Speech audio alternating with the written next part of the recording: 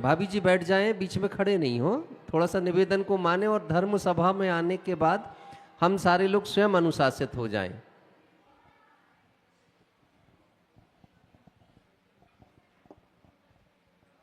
कुंडलपुर के बड़े बाबा जी की जय।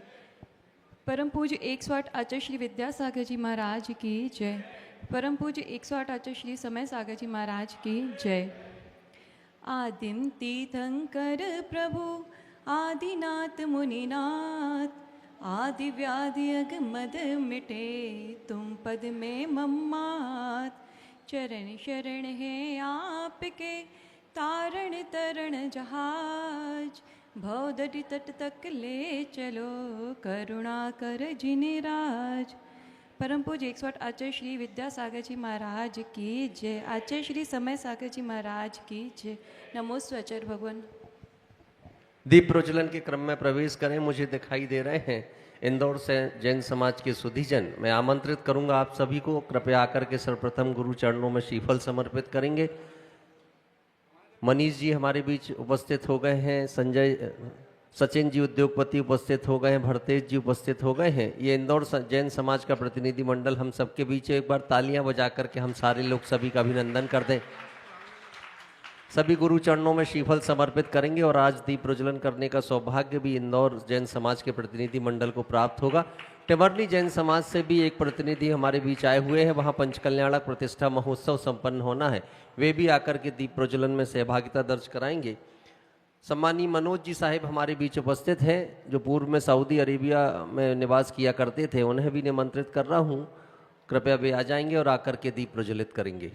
इंदौर जैन समाज का ये प्रतिनिधि मंडल है और भावनाएं तो इनकी गुरु चरणों में यही है कि गुरुदेव, इंदौर जैन समाज आपके आगमन का रास्ता देख रहा है। इस वर्ष चातुर्मास के लिए प्रतीक्षारत है इंदौर की जैन समाज। आपकी कृपा इंदौर पर हो और इंदौर में भी आपका सानिध्य का लाभ मिले, चातुर्मास का स्वर्णिम अवसर मिले, ये भाव लेकर के इंदौर जैन समाज गुरु चरणों में उपस्थित हुई है।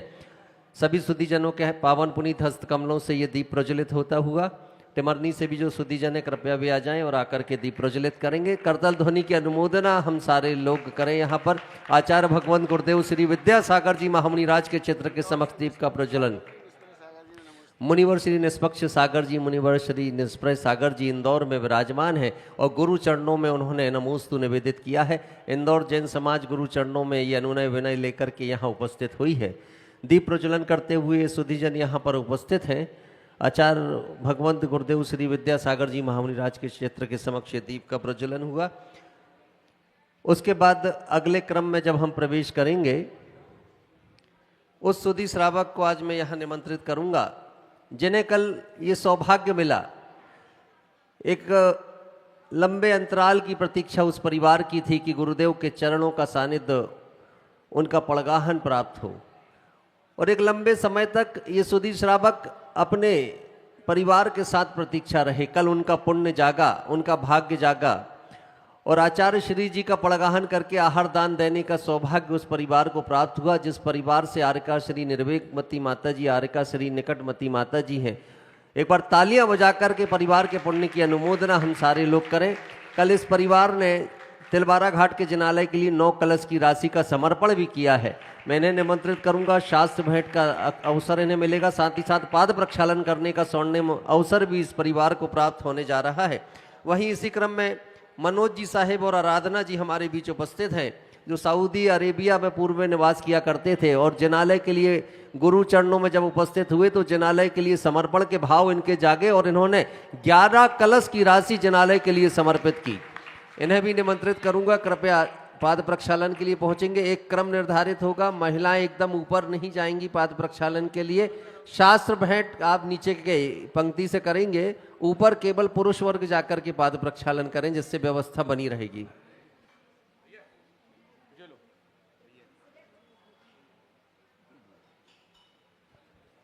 पुरुष वर्ग ऊपर पहुंच जाएंगे, महिला यहाँ दूसरी पंक्ति ये बनी हुई है ना मंच की, वहां से शास्त्र भेंट करने का सौभाग्य प्राप्त करें।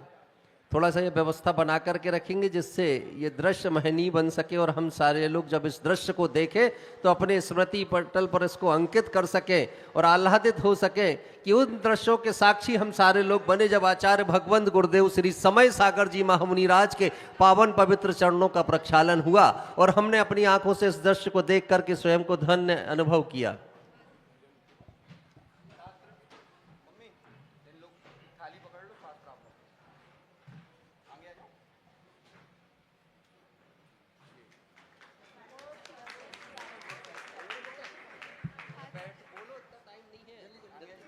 चरणों में जगह मांगी थी, हमें अपना बना लिया। चरणों में जगह मांगी थी, हमें अपना बना लिया। थे जन्म जन्म के प्यासे, थे जन्म जन्म के प्यासे, हमें अमृत पिला दिया। आपका शुक्रिया, आपका शुक्रिया। और अब टिमरनी जैन समाज से आए हुए सुधीजनों को मैं निमंत्रित करूंगा। टिमरनी में एक पंचकल्याणक प्रतिष्ठा महोत्सव का आयोजन होने जा रहा है। मुनिवर श्री निर्णय सागर जी महामुनि राज के सानिध्य में वो पंचकल्याणक प्रतिष्ठा महोत्सव होगा, जिसे आशीष से अभिसिंचित किया है आचार्य भगवंत गुरुदेव श्री समय सागर जी महामुनि राज ने। और प्रतिष्ठाचार्यत्व प्राप्त होने जा रहा है बाल ब्रह्मचारी विनय भैया जी का। 14 से 20 जून की तिथियों में ये पंचकल्याणक प्रतिष्ठा महोत्सव टिमरनी में आयोजित होगा।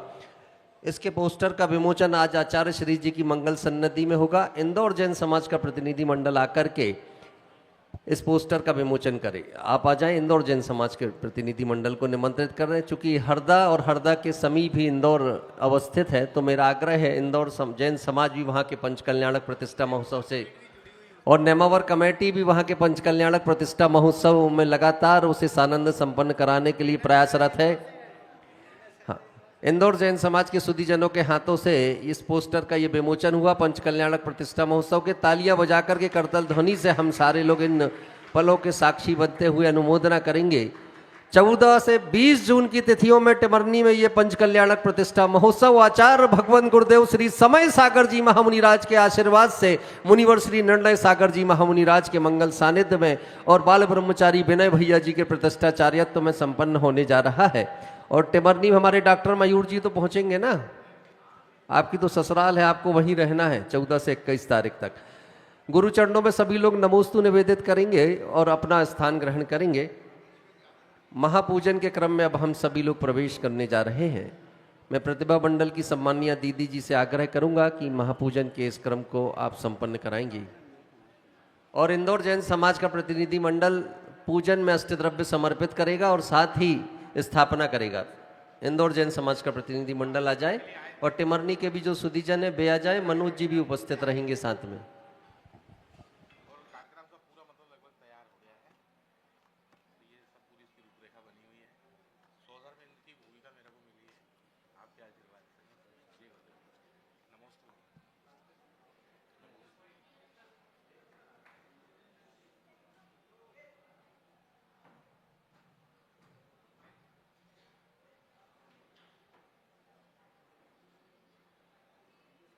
बीच वाला माइक चालू कर देंगे। बोली संत श्रोमणी आचार्य भगवंत गुरुदेव श्री विद्यासागर जी महामुनि राज की जय। आचार्य गुरुदेव श्री 108 समय सागर जी महामुनि राज की जय। समस्त आचार्य संघ की जय।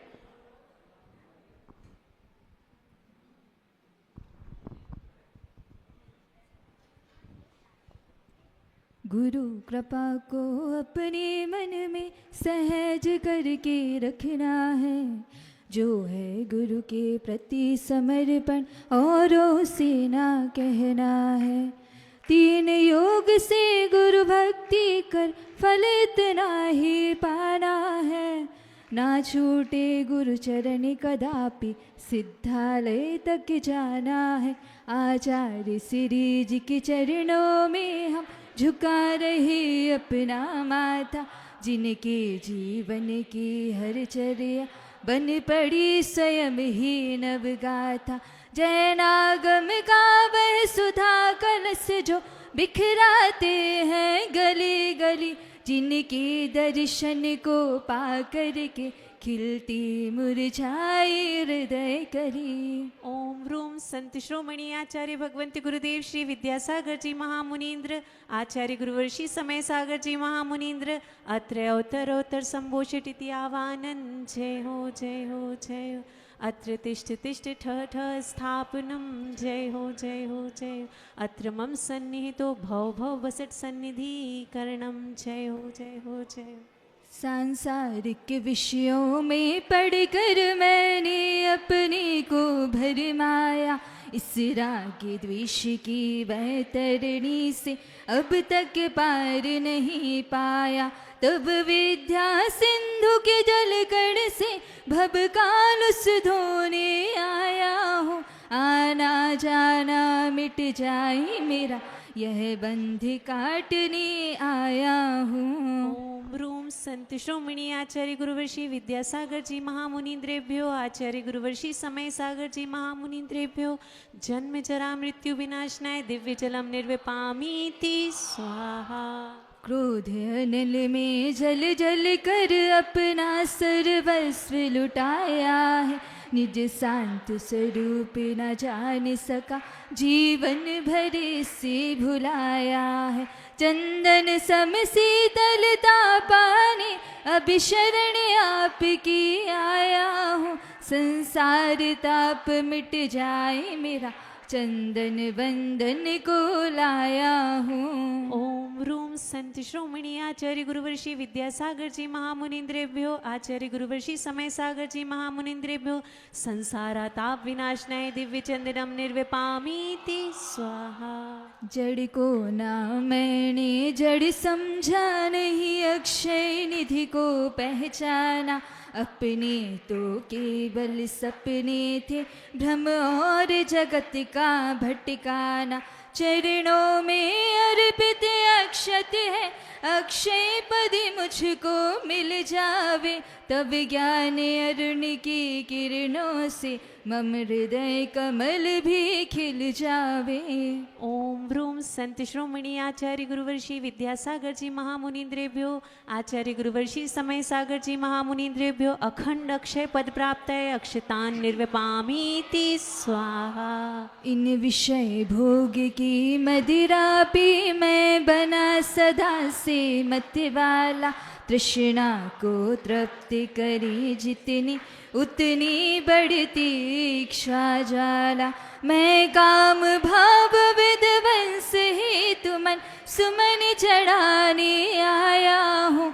यह मदन विजेता बन न सके, यह भाव हृदय में लाया हूँ। ओम रूम संत श्रोमणी आचार्य गुरुवर्षि विद्यासागर जी महामुनीन्द्रेभ्यो, आचार्य गुरुवर्षि समय सागर जी महामुनीन्द्रेभ्यो, कामबाण विध्वंसनाय दिव्य पुष्पम निर्विपामीति स्वाहा।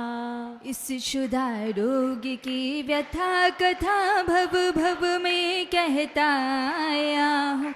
अति भक्ष अभक्ष बखे फिर भी मन तृप्त नहीं कर पाया हूँ। नैवेद्य समर्पित करके मैं तृष्णा की भूख मिटाऊंगा। अब और अधिक ना भटक सकूं, यह अंतर बोध जगाऊंगा। ओम रूम संत श्रोमणी आचार्य गुरुवर्षि विद्यासागर जी महामुनीन्द्रेभ्यो, आचार्य गुरुवर्षि समय सागर जी महामुनीन्द्रेभ्यो, क्षुधारोग विनाशनाय दिव्य नैवेद्यम निर्विपामीति स्वाहा।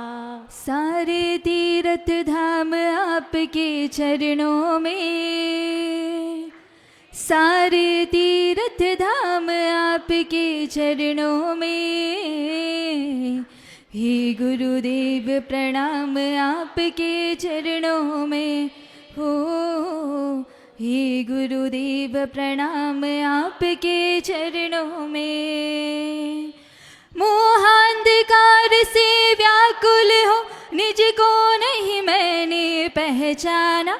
मैं राग द्वेष में लिप्त रहा, इस हाथ रहा बस बचदाना, यह दीप समर्पित है गुरुवर मेरा, तुम दूर भगा देना। तुम ज्ञान दीप की बाती से मम अंतर दीप जला देना।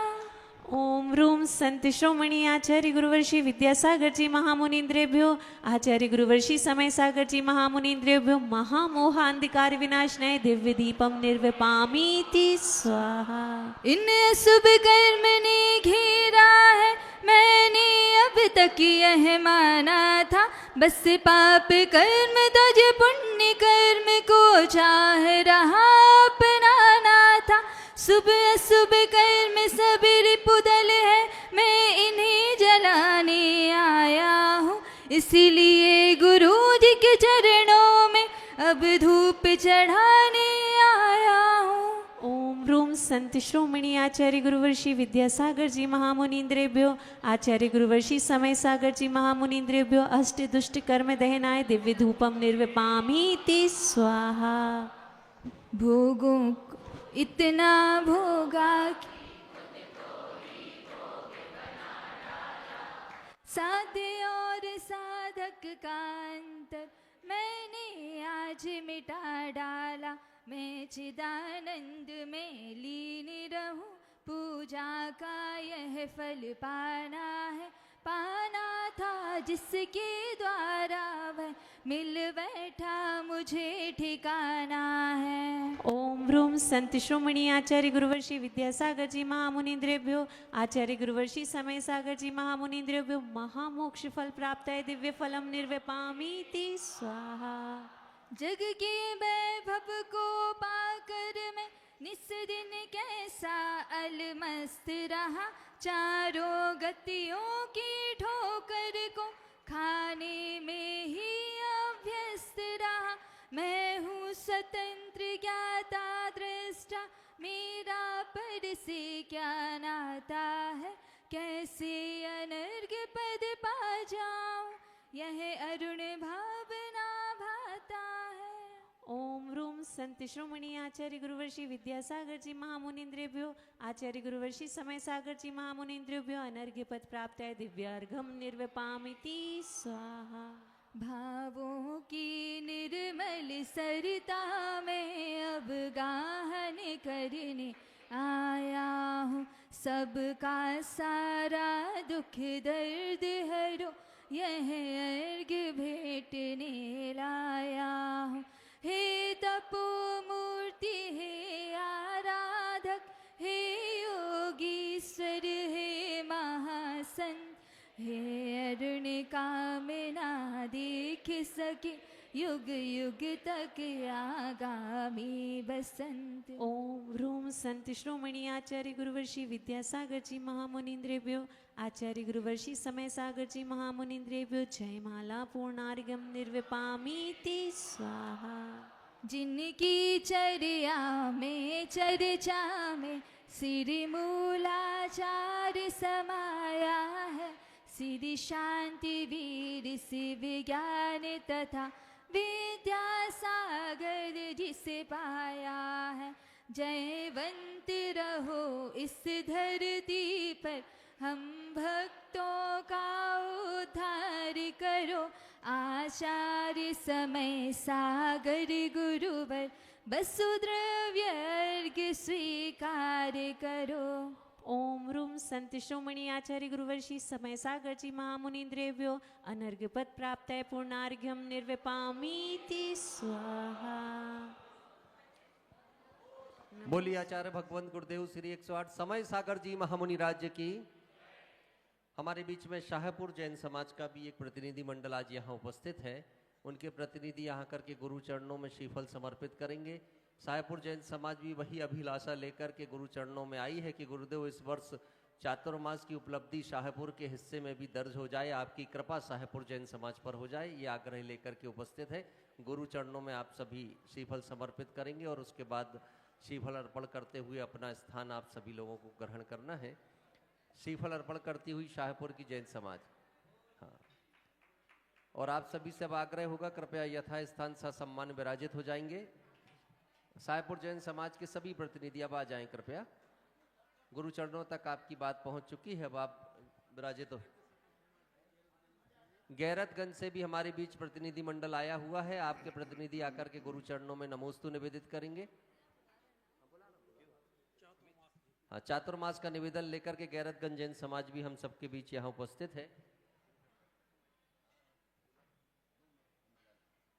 जल्दी से आ जाएंगे, चूंकि समय सीमित होता है। सुबह का ये सत्र हमें एक एक मिनट आरक्षित करना होता है, तो निवेदन जल्दी से आकर के श्रीफल समर्पण आप सभी लोग करेंगे और उसके बाद श्रीफल अर्पण करते हुए गुरु चरणों में आपकी अनुनय विनय पहुंच चुकी है। आप श्रीफल अर्पण के बाद अपना स्थान ग्रहण करेंगे। जल्दी से आ जाएं, थोड़ा कदमों को गति दें, शीघ्रता से आ जाएं। आचार्य श्री जी के चरणों में गैरतगंज जैन समाज का श्रीफल अर्पण और गैरतगंज समाज यही निवेदन बारंबार कर रही कि गुरुदेव चातुर्मास के 4 माह गैरतगंज के लिए प्रभावनाकारी हो जाएं, मुनि संघ का सानिध्य, आर्यका संघ का सानिध्य गैरतगंज को भी प्राप्त हो जाए, ये आग्रह लेकर के ये समाज यहाँ उपस्थित है। अब 2 मिनट की चर्चा आप सभी से मैं करूं तिलवारा घाट के जिनालय की। एक तीर्थ संस्कार धानी की इस धरती पर अब निर्मित होने जा रहा है, और जब कोई तीर्थ बनता है तो हर श्रावक का मन ये किया करता है कि जिनेंद्र भगवान का तीर्थ बने तो इस भारतवर्ष का कोई भी ऐसा श्रद्धालु शेष न रह जाए जो उस तीर्थ के निर्माण में अपने समय का, श्रम का, अपने धन का दान न करे। क्योंकि हम सारे लोग काम बहुत सारे किया करते हैं, लेकिन अपने जीवन में सबसे बड़ी उपलब्धि अगर कोई है तो तीर्थंकर भगवान के तीर्थ का निर्माण हम सबके जीवन की सबसे बड़ी उपलब्धि हुआ करती है।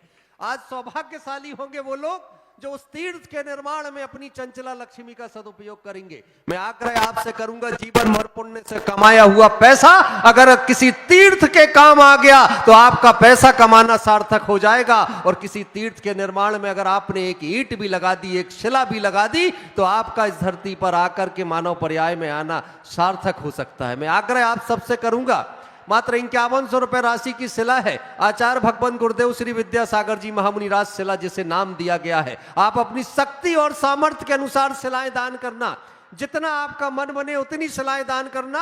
जब तीर्थ के निर्माण की बात आए तो अपनी सामर्थ्य को मत छुपाना, बल्कि मन खोल करके, दिल खोल करके ये घोषणा करना कि तीर्थंकर भगवान का तीर्थ बनेगा तो मैं अपनी संपत्ति भी न्यौछावर कर दूंगा, लेकिन प्रतीक्षा नहीं करूंगा। अगर तीर्थ के निर्माण की बात मेरे कानों तक आई है तो ये मेरे पुण्य का उदय है कि मुझसे आज कहा जा रहा है कि तीर्थ के निर्माता बनने का सौभाग्य प्राप्त कर जाओ। सचिन भैया काम ऐसा करना कि इंदौर जैन समाज का नाम होना चाहिए। सचिन भैया के नाम के आगे उद्योगपति लिखा है ना, ये रिटेल का काम करते हैं ना होलसेल का काम करते हैं, ये काम करते हैं तो निर्माण का काम करते हैं, उद्योगपति हैं। तो सचिन जी भी कुछ ऐसी उपलब्धि आज यहाँ देकर के जाना कि लगे किसी तीर्थ के निर्माता होने का सौभाग्य प्राप्त कर रहे हैं।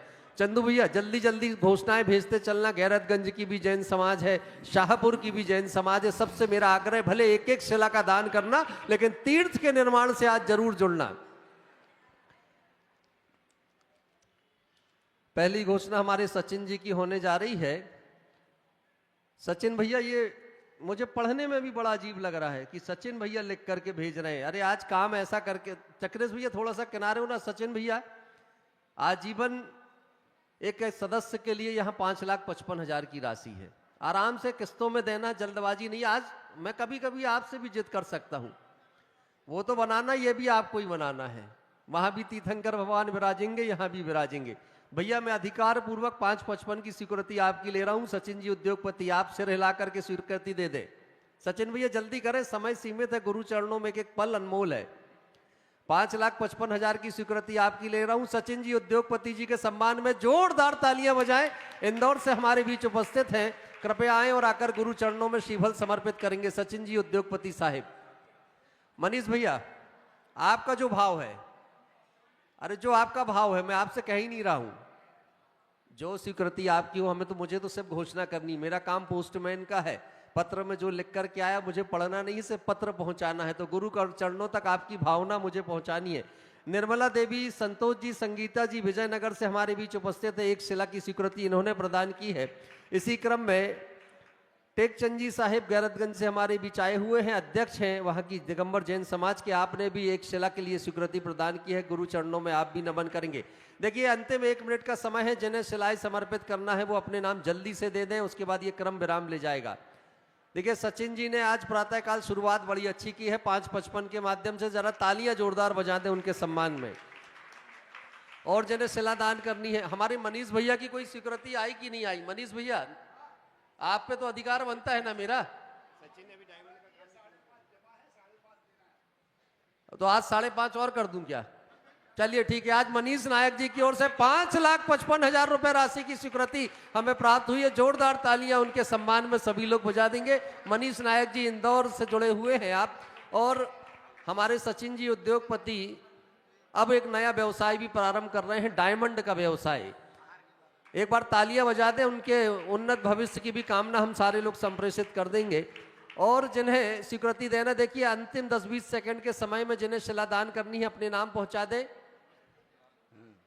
सचिन जी ने पूर्व में भी अपने जनाले के लिए बड़ी राशि प्रदान की, प्रतिभा स्थली के लिए बड़ा सहयोग प्रदान किया था, आज भी वो आजीवन सदस्य बने। हाँ, और सचिन जी बता रहे हैं कि आचार्य श्री जी के आशीर्वाद और प्रेरणा से 2 करोड़ की राशि वहां से यहाँ प्रदान की जानी थी, जिसमें 1.25 करोड़ की राशि प्रतिभा स्थली के लिए प्रदान कर भी दी गई है। एक बार जोरदार तालियां बजा करके हम इनकी भावनाओं का अभिनंदन करें, स्वागत करें। और अब अगले क्रम में हम सारे लोग प्रवेश करेंगे, चूंकि समय हमारे पास सीमित है। प्रतिभा स्थली ज्ञानोदय विद्यापीठ ललितपुर की एक होनहार छात्रा हम सबके बीच उपस्थित है, एक मेधावी छात्रा हमारे बीच उपस्थित है, कुमारी अंशिका जैन, जिन्होंने 12वीं में बोर्ड परीक्षा में जीव विज्ञान बायोलॉजी में 100 में से 100 अंक प्राप्त किए हैं, 100% अंक प्राप्त किए हैं। आज पूज्य गुरुदेव का आशीर्वाद लेने के लिए बिटिया हमारे बीच उपस्थित है। मैं उन्हें निमंत्रित कर रहा हूँ, कृपया आ जाएं और श्रीफल अर्पित करें। आचार्य श्री जी के चांदी के चरण आज यहाँ समर्पित होने जा रहे हैं प्रतिभा स्थली की सभी सम्मानीय बड़ी दीदी जी के माध्यम से। तो आपको मैं ये माइक भी दे रहा हूँ, दीदी जी कृपया 1 मिनट के लिए आप आ जाएं।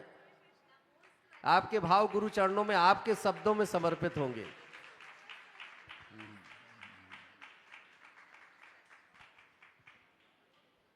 दीदी जी सभी ने आमंत्रित हैं, कृपया आप आ जाएं।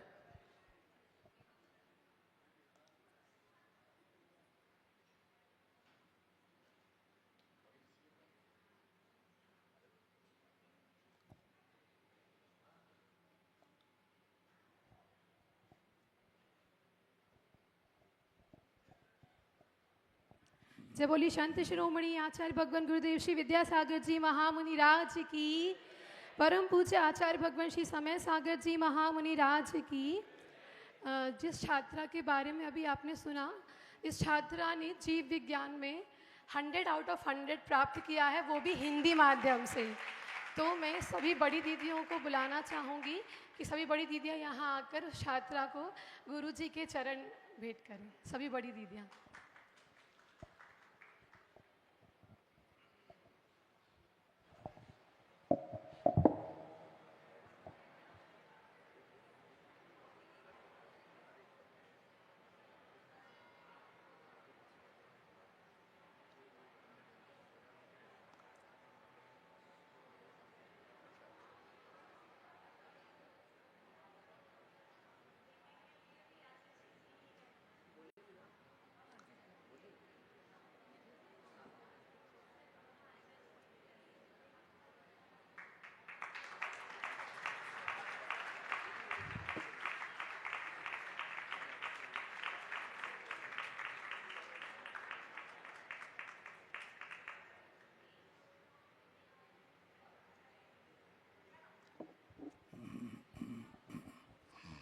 अतुलनीय विद्या गुरुवर जी, तुलना सके उपकरणों से। सब उपमाएं फीकी पड़ती, सज ना सके आवरणों से। यूं तो गुरु के सिर पर कोई ताज नहीं, आगाज नहीं, लेकिन यहाँ कौन दिल ऐसा जिस पर गुरु का राज नहीं। जय बोलिए प्रतिभा स्थली के प्राण गुरु आचार्य भगवान गुरुदेव श्री विद्यासागर जी महामुनि राज की। परम पूज्य अध्यात्म योगी आचार्य भगवान श्री समय सागर जी महामुनि राज की। परम वंदनीय वात्सल्यमयी माँ आदर्शमती माता जी की, वंदनीय पूजनीय आचार्य भगवान संघ की।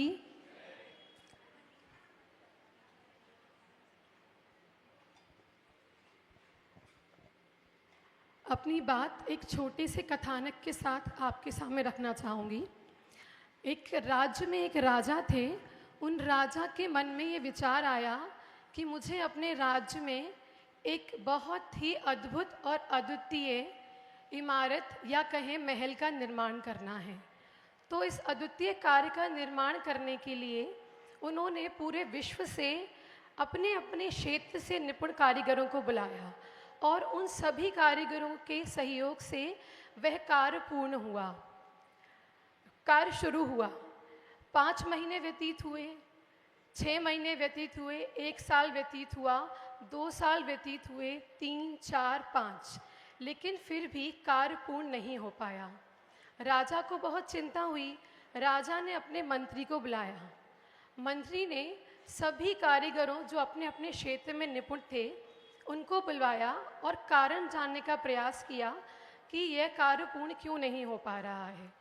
तब ये ज्ञात हुआ क्योंकि सभी कारीगर की भाषाएं अलग अलग थीं और वो संवाद नहीं कर पा रहे थे आपस में, इसलिए ये कार्य पूर्ण नहीं हो पाया। तो अब आप सभी लोग सोचिए, जब एक महल का निर्माण भाषा की विविधता के कारण नहीं हो पाया, तो क्या एक विदेशी भाषा का सहारा लेकर हम एक राष्ट्र का निर्माण कर पाएंगे? यह प्रश्न मैं आज आपके सामने लेकर आई हूँ। हम सभी को लगता है कि हमें अंग्रेजी माध्यम से अपने छात्र छात्राओं को अध्ययन कराना है। प्रतिभा स्थली में जब भी कोई अभिभावक हमारे पास आते हैं तो उनका एक ही प्रश्न होता है, दीदी इंग्लिश मीडियम है या हिंदी मीडियम? तो आज मैं इस भाषा का जो भ्रमजाल हमारे बीच है उसको कुछ तथ्यों के साथ में आपके सामने रखना चाहती हूँ। सबसे पहले बात होती है, कोई भी भाषा जो है वो समृद्धशाली कब कहलाती है? जब उसका शब्दकोश बड़ा हो। तो शायद आपको पता नहीं कि अंग्रेज़ी भाषा का जो शब्दकोश है वो केवल 12,000 का है, जबकि हमारी जो मातृभाषा है हिंदी, उसका समृद्धशाली शब्दकोश लगभग 60,000 शब्दों का है। एक अध्ययन किया गया, उस अध्ययन में 20 गरीब देशों को और 20 अमीर देशों को लिया गया। तो उस अध्ययन में ये पाया गया कि जो 20 अमीर देश हैं उनमें से 16 जो अमीर देश हैं उनकी समृद्धता का, उनके विकास का कारण था क्योंकि उन्होंने अपनी मातृभाषा में सारा कार्य किया, और जो शेष बचे हुए 4 देश थे वो समृद्धशाली थे क्योंकि उनकी भाषा अंग्रेज़ी थी। क्यों अंग्रेज़ी थी? क्योंकि उनकी मातृभाषा ही अंग्रेज़ी थी। और जब उन 20 देशों को, जो गरीब 20 देश थे, उनका अध्ययन किया तो पाया गया कि उन 20 गरीब देशों में से 18 गरीब देशों की अवनति का कारण है क्योंकि उन्होंने अपनी मातृभाषा को छोड़कर अन्य भाषा का आश्रय लिया था, इसीलिए वो गरीब देशों की कैटेगरी में आ रहे थे। तो if you think that English is a universal language, so I will say no, it is not a universal language. ये तथ्य मैं आपके सामने आज रखना चाह रही थी। जहाँ तक हम बात करें भारत की, तो भारत में भी 27 राज्यों में से केवल 14 राज्य तो ऐसे हैं जिनकी मातृभाषा हिंदी है, और करीबन 60 से 80% लोगों को हिंदी सुनना, बोलना, पढ़ना, लिखना आता है।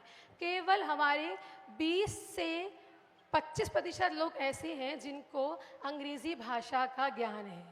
तो क्या अब भी आपको लगता है कि हमें उस भाषा का आश्रय लेकर हिंदी में की अपेक्षा अंग्रेज़ी में अध्ययन करना चाहिए अपने बच्चों को?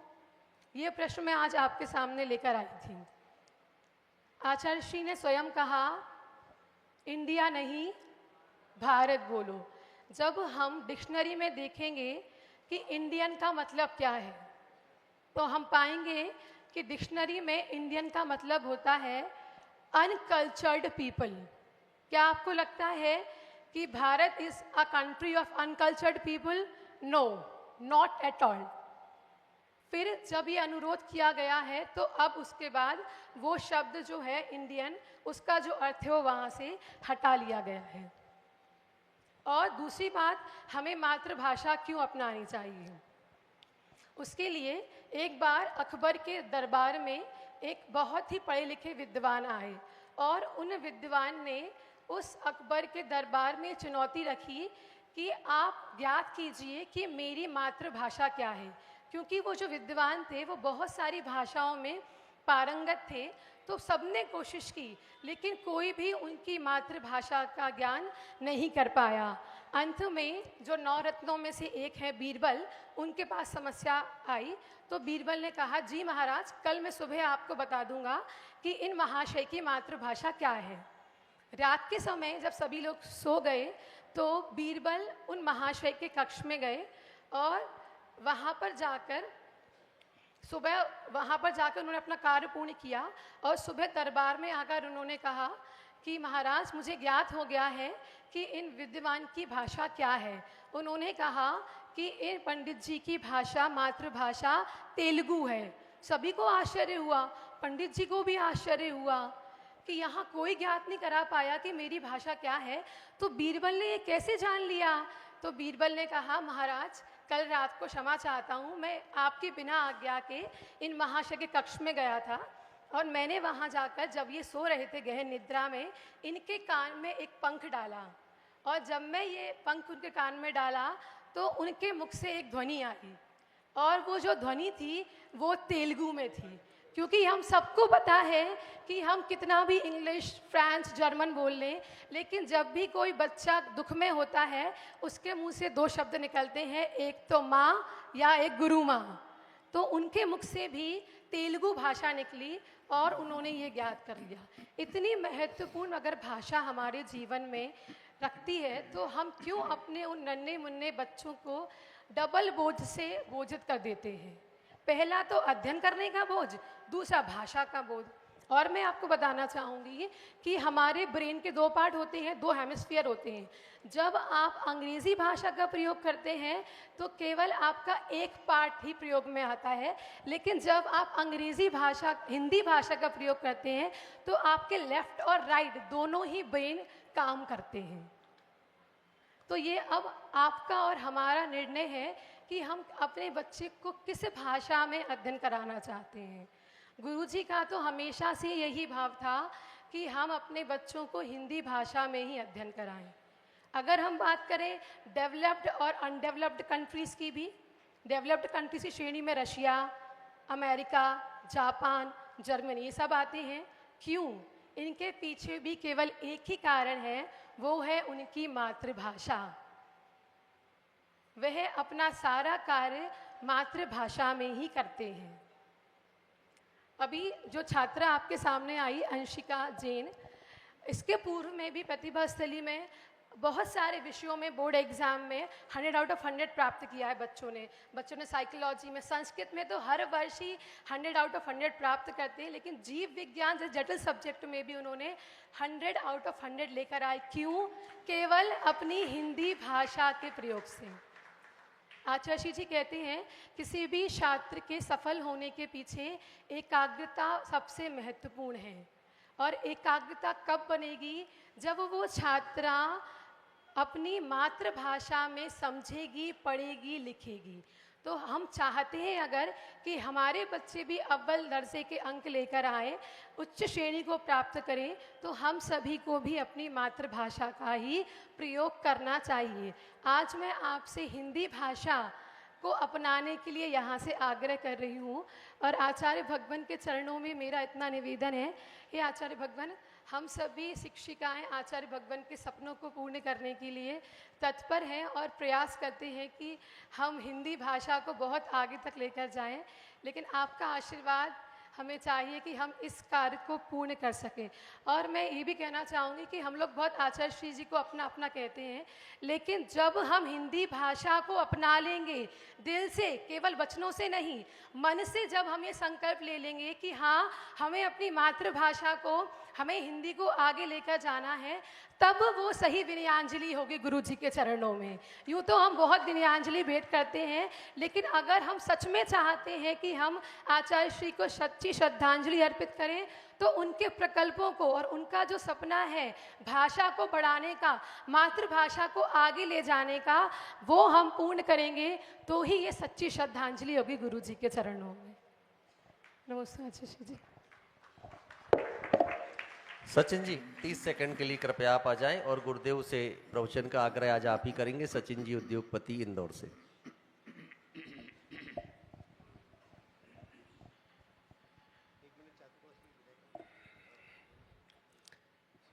जय बोलिए परम पूज्य आचार्य श्री विद्यासागर जी महाराज की, परम पूज्य आचार्य श्री समय सागर जी महाराज की, आचार्य संघ की। हे गुरुदेव, हम सभी इंदौर वासी और इंदौर की पूरी जैन समाज, साथ ही Dayoday charitable foundation trust Revati range की ओर से आपके चरणों में बारंबार नमोस्तु करते हैं। गुरुदेव, अभी पूज्य विनम्र सागर महाराज जी का जो पिछला चातुर्मास हुआ, लगभग 125 करोड़ रुपए की राशियों की घोषणाएं वहाँ पर हुई, और आचार्य श्री के समय भी लगभग 70-80 करोड़ रुपए की राशियाँ और आना शेष रह गई हैं। तो ऐसे लगभग 200 करोड़ रुपए की राशियों का संचय करते हुए हम लोग वहाँ पर मंदिर का निर्माण कार्य बहुत तीव्र गति से चल रहा है। फाउंडेशन का काम चल रहा है, प्रतिभा स्थली का काम लगभग पूर्णता की ओर हो गया है, स्कूल बिल्डिंग, हॉस्टल बिल्डिंग बनकर कंप्लीट हो गई है। गुरुदेव, अपने संघ का एक चातुर्मास, हम तो आपके ही चातुर्मास के लिए लालायत हैं गुरुदेव, अब आपका आना बहुत जरूरी है, क्योंकि अब जो मंदिर का ऊपर का निर्माण कार्य पीले पत्थर का, जैसलमेरी पत्थर, बंधो विश्व का सबसे बड़ा मंदिर 11 लाख घनफीट पीले पत्थर के जैसलमेरी पत्थर से बनने वाला सर्वतोभद्र जिनालय, जो कि इंदौर में रेवती रेंज में बनने वाला है, पूज्य आचार्य श्री के पावन आशीर्वाद से बहुत तीव्र गति को चल रहा है। और हम सभी कृत संकल्पित हैं कि शीघ्र कम से कम 5 से 7 सालों में, वैसे तो 10 साल की सीमा, लेकिन हम सबके भाव हैं कि सबके ओर से यदि सबकी सद्भावनाएं होंगी तो 5-7 सालों में हम लोग बनाकर उसको पूर्ण कर लेंगे। गुरुदेव, आपका आशीर्वाद मिले, आपका मंगल सानिध्य हमारे इंदौर वासियों को मिले। पूज्य मुनि श्री निष्प्रय सागर महाराज जी और पूज्य मुनि श्री निष्पक्ष सागर महाराज जी अभी इंदौर में विराजित हैं, उन्होंने भी आपके चरणों में बारंबार नमोस्तु करते हुए निवेदन किया है। हे गुरुदेव, आप अपनी मंगलमयी वाणी से हम सभी को कृतार्थ करें। नमोस्तु गुरुदेव, नमोस्तु गुरुदेव, नमोस्तु गुरुदेव।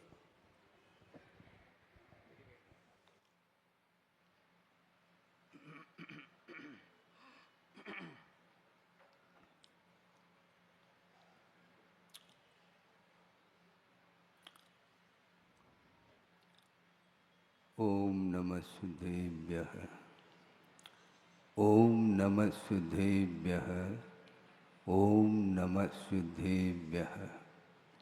मंगलम भगवान वीरो, मंगलम गौतमो वने, मंगलम कुंद कुंदाद्यो जैन धर्मोस्तु मंगलम।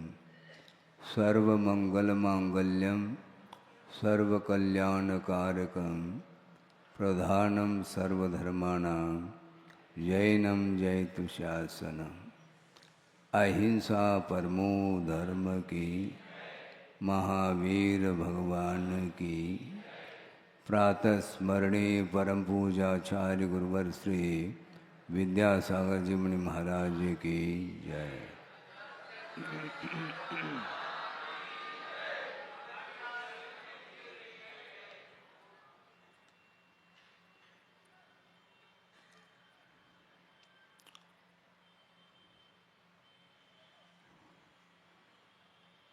विज्ञान की दृष्टि और आगमकारों की दृष्टि, इन दोनों में बड़ा फर्क देखने में आता है। वह ये आता है, विज्ञान की जो दृष्टि है वह केवल भौतिक दृष्टि है, और आगमकारों की दृष्टि परमार्थ की ओर ले जाती है। अभी आपने जीव विज्ञान को लेकर के कुछ विचार सुने। सर्वम इदम पौद्गलिकम, ये जो भी चर्म चक्षुओं के माध्यम से देखने में आ रहा है वह भौतिक पदार्थ है, पौद्गलिक मटेरियल है और उस शरीर में वह आत्म तत्व विद्यमान है। ऐसा अभी तक कोई वैज्ञानिक देखने को नहीं मिला कि इस शरीर से विज्ञान के माध्यम से आत्म तत्व को प्रकट किया हो। कहीं आया हो पढ़ने में? ज्ञेय पदार्थ की ओर तो दृष्टि जाती है, किंतु ज्ञेय को जानने वाला जो ज्ञाता है, आत्म तत्व है, उस ओर ध्यान बहुत कम जाता है। परमार्थ दृष्टि अलग है और मात्र अर्थ की ओर दृष्टि अलग है। अर्थ का संचय एन केन प्रकार से हो, इस दृष्टि को लेकर के अनेक प्रकार के आविष्कार होते चले जा रहे हैं और उनके माध्यम से वह भौतिक विकास करने में रात दिन लगा हुआ है विज्ञान। उस विज्ञान से हमें कोई प्रयोजन नहीं है, उस ज्ञान से प्रयोजन है जिस ज्ञान के माध्यम से आत्म तत्व का दर्शन हो सके। जीव विज्ञान बहुत गहरा विज्ञान है। परमाणु और भी बहुत सारे सूक्ष्म पदार्थ हो सकते हैं। उसका ज्ञान करने के लिए अनेक प्रकार के साधन सामग्री एकत्रित कर लेता है और अपने नाम कमाने के लिए वह रात दिन एकाग्र होकर के उस कार्य को कर रहा है। किंतु एक बहुत अच्छा प्रसंग आपके सामने आगम के आधार से रख रहा हूँ। वह ये है, मन का एकाग्र होना अलग वस्तु, किंतु उस मन को एकाग्र करते हुए भी अर्थ की ओर दृष्टि रखी जा सकती है। इसलिए उसको गुप्ती नहीं कहा। योग निग्रहो गुप्ती इति न। मन वचन काय के चेष्टा को रोकने का नाम गुप्ती नहीं, किंतु जो स्वच्छंद प्रवृत्ति है उसको रोकने का नाम गुप्ती कहा। सम्यक योग निग्रहो गुप्ती। समीचीन रूप से मन वचन काय के चेष्टा को रोकने का नाम गुप्ती है और उस गुप्ती के माध्यम से कर्म का जो आश्रव हो रहा था अज्ञान के कारण, वह सारा सारा आश्रव रुक जाता है। इसको बोलते हैं वीतराग विज्ञान। विज्ञान की बात की है, बहुत अच्छा लगा मुझे, क्योंकि जीव की ओर दृष्टि तो है, जीव विज्ञान की ओर दृष्टि जानी चाहिए। मात्र भौतिक जो पौद्गलिक वस्तु है उसको प्राप्त करने के लिए जो ज्ञान का उपयोग किया जा रहा है, इसलिए वह ज्ञान मात्र माना जाता, वीतराग विज्ञान नहीं माना जा सकता। आज मोबाइल का ज़माना है और छोटा सा मोबाइल है और उसमें सारा सारा संसार देखने में आ रहा है। उस मोबाइल को तो मैं आग समझता हूँ, है, और आग से बचना चाहिए प्रत्येक व्यक्ति को। सबसे ज़्यादा मर्यादा का यदि उल्लंघन कराने में कोई साधनभूत सामग्री है तो वह मोबाइल है। उसके माध्यम से नैतिक पतन निरंतर होता चला जाता है और ये पाश्चात्य संस्कृति मानी जाती है। उसका सदुपयोग कितने परसेंटेज में होता है यह मैं नहीं कह सकता, किंतु उसका जो दुरुपयोग हो रहा है उसके माध्यम से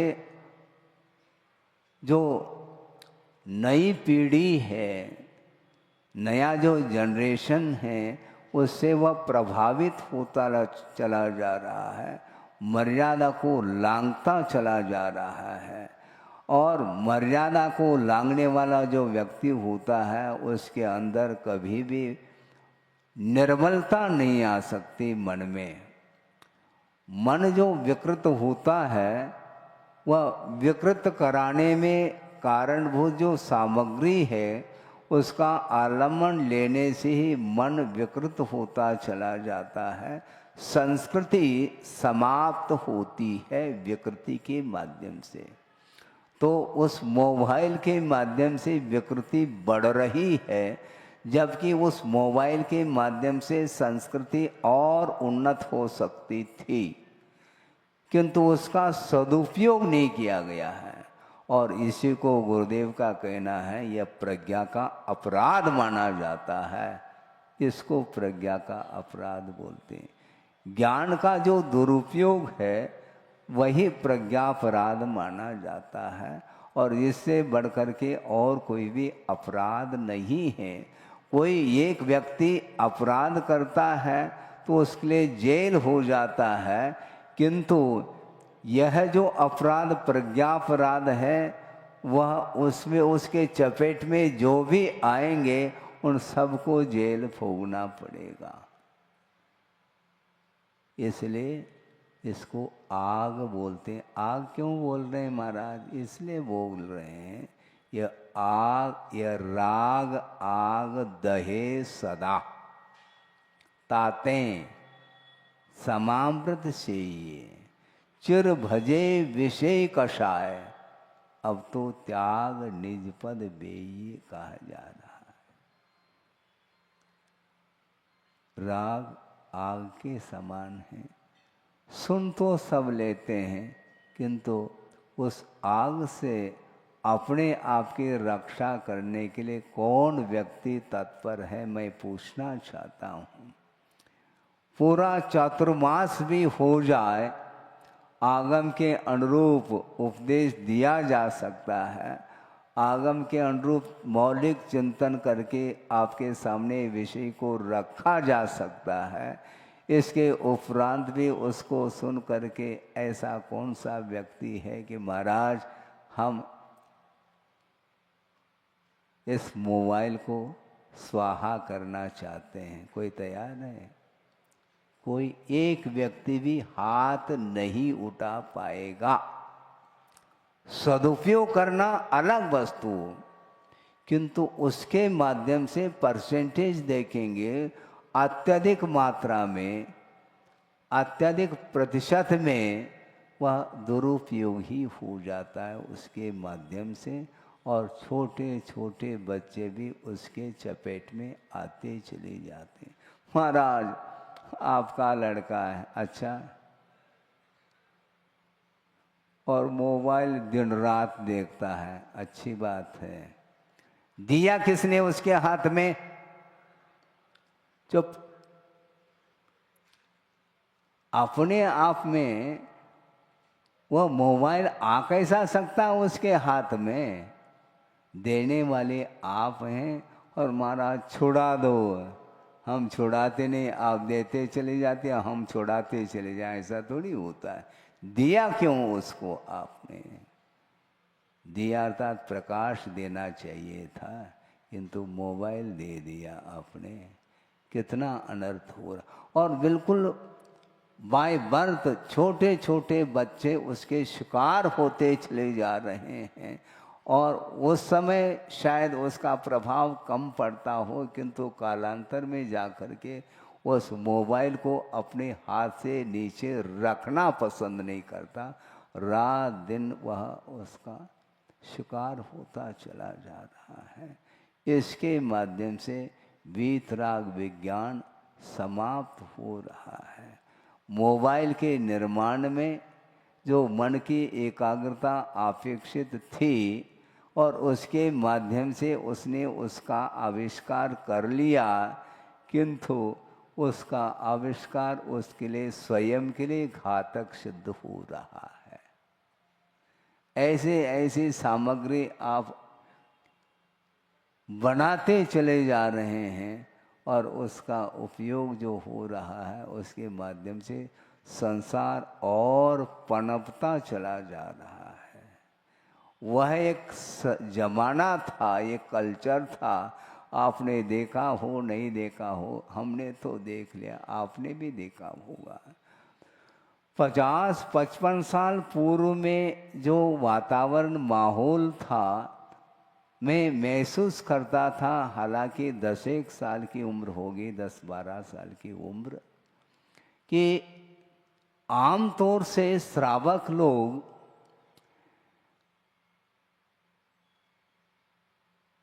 सोले का वस्त्र पहन करके हाथ में पूजन सामग्री लेकर के मंदिर की ओर जाते हुए हमने देखा है, लगभग प्रतिदिन देखता था। ऐसा मैंने महसूस किया, ये वृत्ति तो नहीं है। हाँ, इतनी सात्विकता ये कहां से आती है? ये संस्कार कहां से आती है? उस समय पाश्चात्य संस्कृति का प्रभाव नहीं था, न टेलीविजन, न मोबाइल, न और कोई साधन सामग्री। उस समय भी पिक्चर देखने के लिए लोग जाते थे, किंतु ये ध्यान रखो, बड़े मुश्किल से साल में 1-2 पिक्चर बहुत हो गए, और उसमें भी यदि वह पिक्चर शिक्षाप्रद है तो देखेंगे, नहीं तो वो भी नहीं देखेंगे। हाँ, और आज महाराज, आज पिक्चर की बात कर रहे हैं, हमें पिक्चर हॉल में जाने की आवश्यकता नहीं है, अपने जेब में ही पिक्चर है, मोबाइल है, कभी भी ऑन कर लो और देखते ही चले जाओ आप। उसमें क्या दिख रहा है, क्या उसके माध्यम से कुछ शिक्षा आपको प्राप्त हो रही है, कुछ बोध प्राप्त हो रहा है, धार्मिक बोध जिसको बोलते हैं, नहीं मिल रहा है। किंतु सुनते हैं, बड़ा विस्मय होता है और खेद का अनुभव भी होता है कि 10 मिनट स्वाध्याय करने के लिए बोल दिया जाए तो महाराज हमारे वश की बात नहीं है, नींद आती है। अच्छी बात है, और रात के 12-1-2 बजे तक भी वह प्रोग्राम देखने को मिल रहा है, और आप देखते चले जाते हैं, नींद कहाँ गायब हो गई? निद्रा क्यों नहीं आती है? निद्रा कब आती है और कब नहीं आती है, इसके बारे में भी अध्ययन करने की आवश्यकता है। जिस क्षेत्र में जिसकी रुचि है, उस क्षेत्र में उसको नींद कभी भी नहीं आ सकती। और रात दिन वह डूबा हुआ है, कहाँ पर? राग में डूब रहा है। सोचो, विचार करो, अनंत काल व्यतीत हुआ, इसके बाद भी बात समझ में नहीं आती है, और आएगी नहीं वो बात, क्योंकि जिसका स्वाद अतीत अनंत काल में एक बार भी लिया नहीं है, उसका स्वाद आना बहुत कठिन है। उस विषय में बोध प्राप्त करके उसका अनुकरण करना भी बहुत अत्यंत कठिन हो रहा है। इस युग को परिवर्तित करने के लिए जो पुरुषार्थ किया है, वह पुरुषार्थ गुरुदेव ने जो किया है, वह न भूतो न भविष्यति। इस पंचम कलिकाल में भी चतुर्थ काल का दर्शन हम लोग कर पा रहे हैं। यदि वो गुरुदेव उस आचार्य पद पर नहीं होते, आचार्य पद को स्वीकार नहीं किया होता, तो युग की क्या हालत होती? सोचो, विचार करो। आत्म कल्याण करके निकल जाते हैं, किंतु विश्व का कल्याण कौन कर सकेगा? इसलिए हम और आप लोगों का भी एक साथ से पुण्य का उदय मानता हूँ कि गुरुदेव के माध्यम से सब लोगों को मार्ग प्रशस्त हुआ है। कई बार कहते हैं, महाराज अब आप ही मार्ग प्रशस्त करने वाले हैं, मैं सुन तो लेता हूँ क्योंकि कान तो बंद किए नहीं जा सकते, किंतु मैं मार्ग को प्रशस्त नहीं करना चाहता। आप प्रशस्त हो तो प्रशस्त करे, उन्होंने प्रशस्त करके वो गए हैं, इसलिए हमें उस प्रशस्त मार्ग पर चलने की आवश्यकता है। यदि उस प्रशस्त मार्ग पर हम नहीं चलेंगे तो निश्चित रूप से वह मार्ग पुनः नहीं चलेंगे तो मार्ग की रक्षा कैसे होगी? मार्ग की रक्षा मार्ग पर चलने से होती है, मात्र बातें करने से मार्ग की रक्षा नहीं हो सकती है। चर्चा तो बहुत कर सकते हैं करने वाले, किंतु अर्चा की बात करो तो पसीना आ सकता है। और 50-55 साल तक निरंतर उन्होंने जो साधना की उसका प्रतिफल आज देखने को मिल रहा है कि छोटी छोटी बालिकाओं के लिए वे प्रकाश दे करके गए हैं और ऐसा प्रबंध करके गए हैं। अब प्रबंध करने की कोई आवश्यकता उन्हें नहीं पड़ेगी, पूरा प्रबंध हो चुका है। और गुरुदेव का नामस्मरण करते हुए वो निराबाद गति से उस पथ पर वो चल रही हैं और चलाने में सक्षम हो चुकी हैं। इसलिए उस दृश्य को देख करके मन प्रसन्न हो जाता है। उन्होंने जो पुरुषार्थ किया उस स्थान पर कोई दूसरा आकर के आज के तारीख में करना चाहे तो वह संभव नहीं है। ये साधना है, ये मात्र विज्ञान नहीं, ये वीतराग विज्ञान का प्रभाव है। ये मात्र ज्ञान का प्रभाव होता तो ये साधना की कोई आवश्यकता नहीं पड़ती है। सराग क्षेत्र में रह करके कोई भी व्यक्ति इस प्रकार का प्रभाव ना करके दिखाए तो संभव नहीं। ये साधना का प्रतिफल परिणाम देखने को मिल रहा है। इसलिए प्रत्येक व्यक्ति के लिए अब बहुत सतर्क होने की आवश्यकता है, क्योंकि यह सारा दृश्य देखते हुए भी यदि हम आंख मेज करके यदि बैठेंगे तो निश्चित रूप से स्वयं का भी अहित होगा और दूसरे का भी अहित हो सकता है। दूसरे के अहित को और अपने अहित को ऐसे रोकने के लिए आधुनिक जो पद्धति है जीवन जीने की पद्धति, उसको साइड में रखना पड़ेगा। आपको ये ध्यान रखें, उसके बिना ये संभव नहीं। आधुनिक युग के कारण ही पतन हो रहा है। इसलिए जो प्राचीन जो कला है, प्राचीन जीवन जीने की जो पद्धति है, उसको अपनाने की आवश्यकता है और अपनाते हुए चले जा रहे हैं। उनका अनुकरण जिसने नहीं किया है उसको जल्दी से जल्दी समय रहते उसका अनुकरण कर लेना चाहिए। जीव विज्ञान ज्ञाता का महत्व है। गुरुदेव ने कहा था ज्ञेय महत्वपूर्ण नहीं है, क्योंकि ज्ञेय स्वयं जान नहीं सकता, क्योंकि वह जड़ है। ज्ञाता जानता है, तो ज्ञाता का महत्व है कि ज्ञेय वस्तु का महत्व है। किंतु विज्ञान की दृष्टि में ज्ञाता का महत्व रहा नहीं, ज्ञेय वस्तु का मूल्यांकन करते चले जा रहे हैं। उस क्षेत्र में, भौतिक युग में, भौतिक क्षेत्र में निरंतर वह आगे बढ़ते चले जा रहे हैं, किंतु उसके माध्यम से परमार्थ देखने में नहीं आता, मात्र अर्थ ही अर्थ देखने में आता है। ये किन प्रकार से वित्त का जो विकास है उसको करने में रात दिन लगा हुआ है विज्ञान, उससे हमें कोई प्रयोजन सिद्ध नहीं होता, उससे लाभ भी नहीं, प्रत्युत हानि है।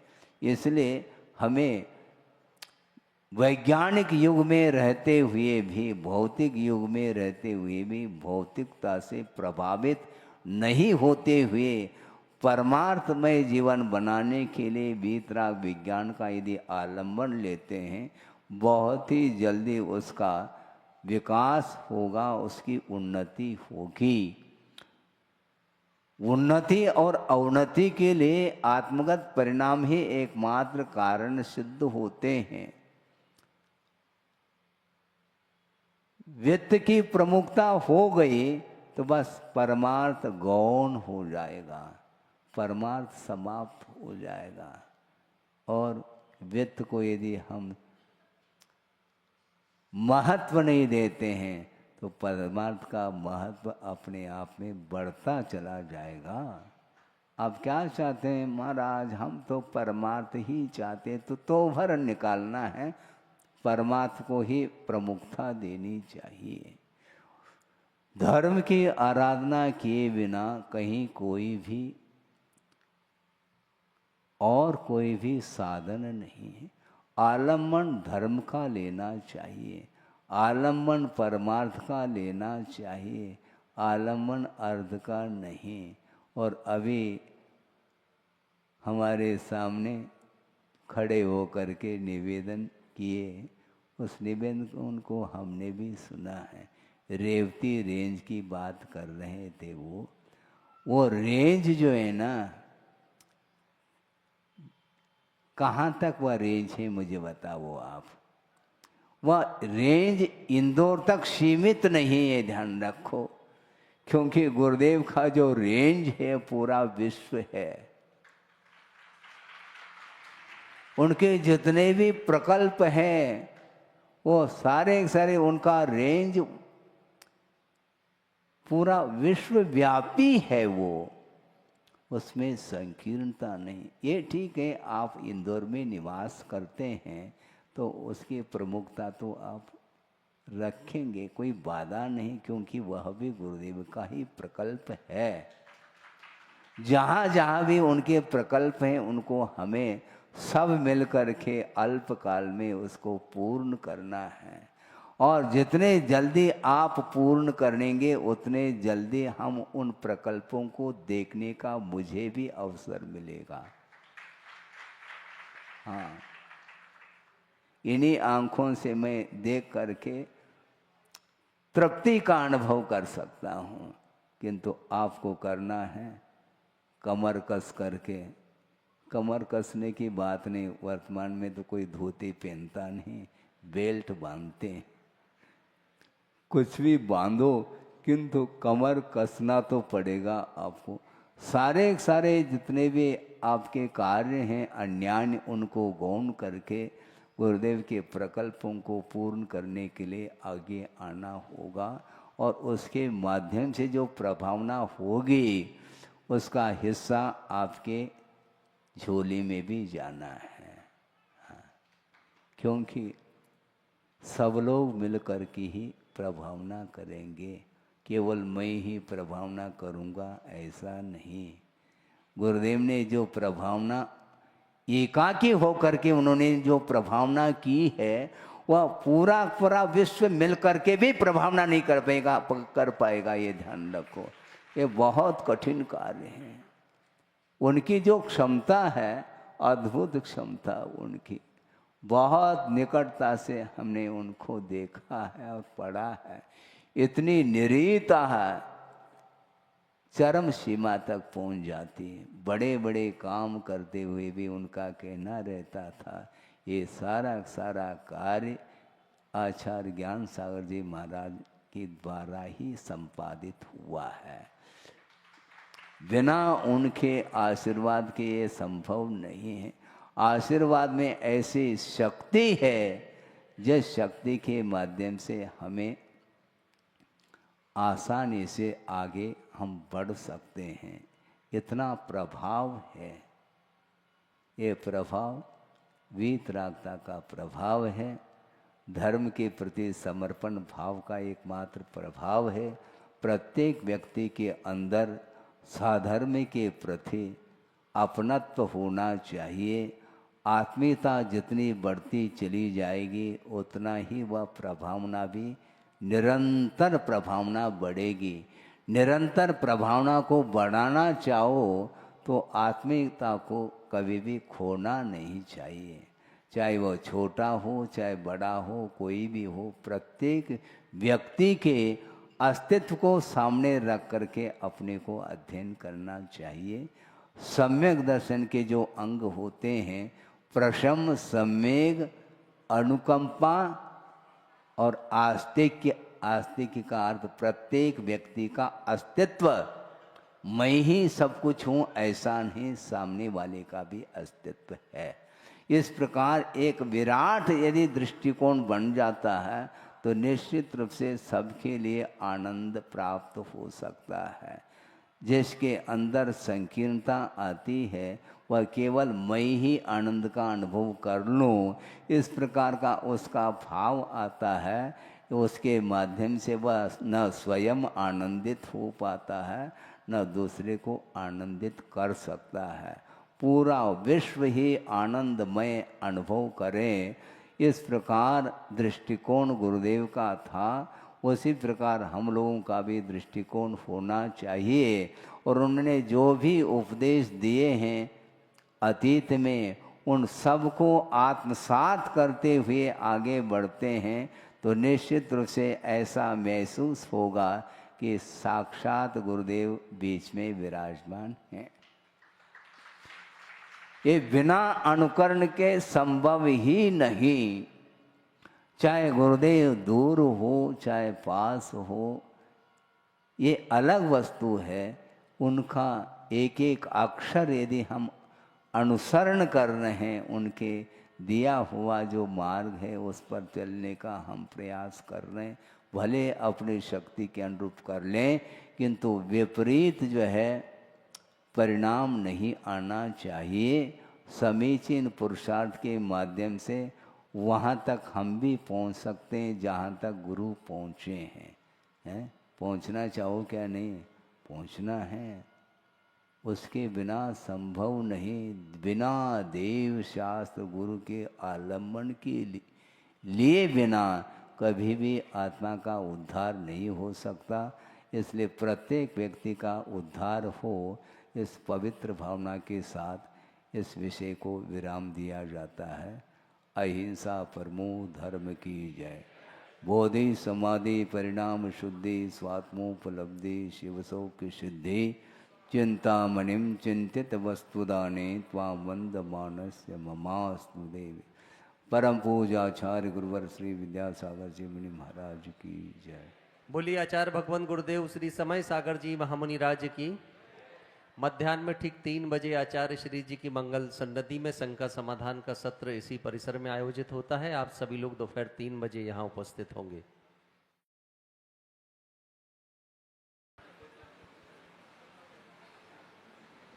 बोलिए आचार्य भगवान गुरुदेव श्री 108 समय सागर जी महामुनि राज की, समस्त मुनि संघ की। आचार्य भगवंत गुरुदेव श्री विद्यासागर जी महामुनि राज के ऊपर भारत सरकार द्वारा जो सिक्का प्रसारित किया गया है वो आप सब अगर प्राप्त करना चाहते हैं तो लाडगंज जिनालय के कार्यालय से आप सभी लोग प्राप्त कर सकते हैं और अपने घर में उसे सुरक्षित करके रख सकते हैं, संग्रहित करके रख सकते हैं। मध्याह्न ठीक 3 बजे आचार्य श्री जी की सन्नति में शंका समाधान का सत्र इसी सभा भवन के प्रांगण में होता है। तो आप सभी